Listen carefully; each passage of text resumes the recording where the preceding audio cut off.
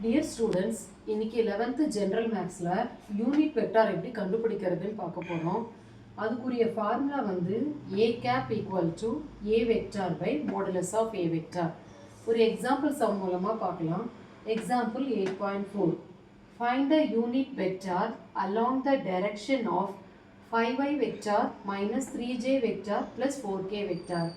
So given வெக்டாரை நம்ம ஏ வெக்டார்னு எடுத்துக்கிறோம். லெட்ஸ் ஏ வெக்டார் ஈக்குவல்ட்டுன்னு எடுத்துட்டு அதுக்கு மாடுலஸ் ஆஃப் ஏ வெக்டார் கண்டுபிடிக்கிறோம். ஐ வெக்டாருடைய கோஎஃபிஷியன்ட் ஸ்கொயர் ப்ளஸ் ஜே வெக்டாருடைய கோஎஃபிஷியன்ட் ஸ்கொயர் ப்ளஸ் கே வெக்டாருடைய கோஎஃபிஷியன்ட் ஸ்கொயர் போட்டால் ஆன்சர் வந்து √50. So modulus of A vector கண்டுபிடிச்சாச்சு. இப்போ ஏ கேப் ஃபார்முலாவில் நம்ம சப்ஸ்டியூட் பண்ணிடலாம். A cap equal to A vector. A vector வந்து கிவன் வெக்டார் எழுதிக்கிடணும் by modulus of A vector. Modulus of A vector நம்ம என்னன்னு கண்டுபிடிச்சிருக்கிறோம், √50. ஸோ நமக்கு ஏ கேப் கண்டுபிடிச்சாச்சு. எவ்வளவு ஈஸியான சம் இது. ஒரு 2 மார்க் சம்.